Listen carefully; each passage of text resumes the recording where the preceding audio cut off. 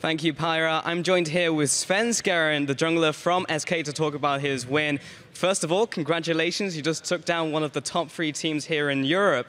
And with that win, you've won 3 out of the 4 games you've last played. Has that changed the confidence on your team?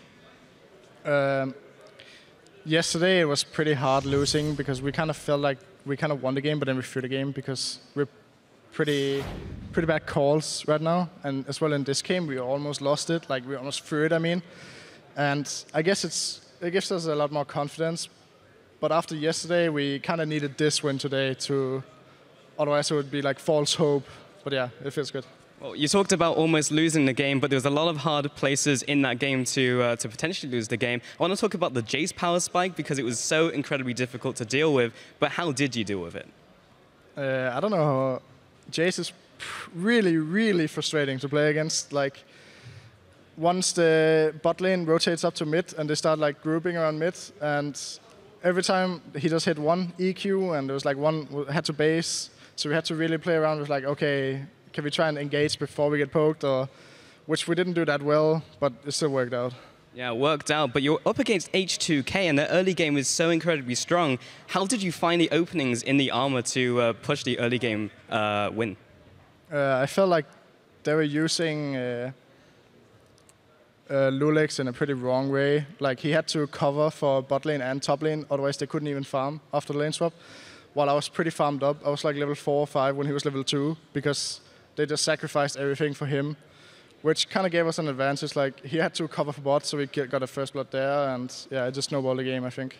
Well, you talked about it snowballing the game. Did you feel like you had the game all the way through that, or was it when you managed to miraculously steal the Baron? Was that where you felt like you had the game? Was it just you had the game from the very start? Obviously, we did not have the game from the very start. I feel like after we won a team fight around Baron, and where we should have gotten the Baron kinda, then I feel like it was our game, but then something went wrong and we didn't get the Baron, but then after I stole it, then yeah, I kind of felt like it was our game. Well, congratulations once again on the win, Svenskeren. We're going to shoot it over to the analyst desk to close out the day. Thank you so much, Pulse. We're also joined by Crepo here to shine a light on that game. Must have been very interesting. You took off your jacket. Luckily, this is the last game of the day, because who knows what would happen. Okay. Yeah. I thought we were here to analyze League of Legends. We are. We just listened to Svenskeren. Talk about my clothes? Well, actually, what I wanted to ask you, you mentioned in the game that you thought that SK was playing to the level of their opponent in H2K. In general, though, we had the same echoing here on SK Gaming, that especially in the early game, so much better than what we've seen from them so far. Well, we talked about this before the game, how SK really wants standard lanes. That's where they can perform well. Fred in the top lane had a great game against Odo Ahmed. Bottom lane, the Lulu Caitlyn pick for them. So, like, they picked to have the strong standard lanes. H2K swapped in the start, but it was a very fast swap. They took the tower, left Odo Ahmed top lane, and that meant we still got to see Lulu Caitlyn be the bully lane. And really, SK Gaming just from minute 5 got a fairly decent goal lead, and that delayed this whole power spike with the poke from H2K so much that it bought enough time for SK to keep extending the goal lead. I have to kind of open up here and say I was wrong in the start of this game. I was thinking, can Freddy really face up against Odo Amne? Yes, he can. Freddy is kind of back on track here. Odo Amne is not having the best week when it comes to getting focused and then his performance on top of it. I think it's a blip, but still Freddy has raised his game significantly from weeks 1 to 3, now into 4 and 5. We're seeing a lot more of the old Freddy that we used to. Yeah, and coming in week 3, we were talking about how Svenskeren and honestly, Freddy too were just performing subpar. And you say Freddy, but I say Svenskeren honestly, because this game, he was spending so much time in H2K's blue jungle that it allowed Freddy to play with absolutely no restraints. He could move up forward whenever he wanted. He could bully that lane. And honestly, Svenskeren, for me, carried this match because not only did he give the start of that early game advantage, in addition to that, once it got rough, he stole that Baron. And that was crucial for this point in the game. And I feel if H2K got that Baron, it was likely over, because Baron with double poke is so hard to deal with.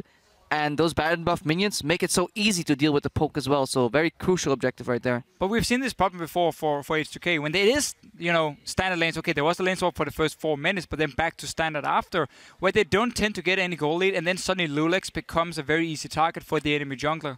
As you said, Svenskeren did a great job, but also every single lane, the mid lane was won by SK Gaming, the bot lane was won by them, and they used that really, really effectively. So Dragons became a big factor for them as well. This time around, they got 5 dragons. Last time, they got denied it just in the very end. Well, in my mind, too, you say Lulu's to be scouted out by the enemy jungler, but they just, H2K, they tried and go for that dive bottom up against a Lulu and a Caitlyn, which didn't work out, which is very hard. And then they did it again. They just seemed kind of lost. Yeah, I feel like whereas usually you see H2K go for the dive as a beautiful opening in the game, this time it felt forced. It was too predictable, and honestly, why would you go for the dive when you're running poke? If you want to group up, that's fine, but just group up in front of the tower. Poke them out, eventually take down the tower, whittle it down, but don't put yourself in a position where you can get punished. Usually when H2K dive, they do it with full information, deep vision, then the dive. Right now they had no vision. He walked in and he just got chunked out. Especially also because SK Gaming ran a composition that had very little engage. I mean, it was basically a Gnar TPing in from a flank or Sven trying to flank. That was it. So H2K could have just chilled for 15 minutes, then start grouping, and SK wouldn't be able to do a whole lot. We saw it in the mid game. It became a problem, but SK was so far from the early game that they managed to still bounce back. Yeah, very well done by SK Gaming in that one. Turning to the league overall, though, one player is our fantasy leader of the day. He shows no signs of slowing down as the summer continues, and it is SK's Fox. He racked up 6 kills and 11 assists as Azir in his team's second win this week for a total of 32 fantasy points. That is the highest today. Very impressive Azir play from him. Yeah, I think he just had a lot of crucial ultimates that either blocked some of the H2K members or just bought enough time later in the game, especially once that poke wasn't enough to take down people half HP. That poke dropped down in value, and then suddenly Fox managed to keep Canipan alive. And that Caitlyn was enough to take down these towers, these inhibitors, and yeah, fantastic performance. And I like that he's playing more teamfight mages. I mean, you don't have to go LeBlanc. No Zed coming in for himself. Yeah. That is something that really benefits him. No Zed. Don't want to see that.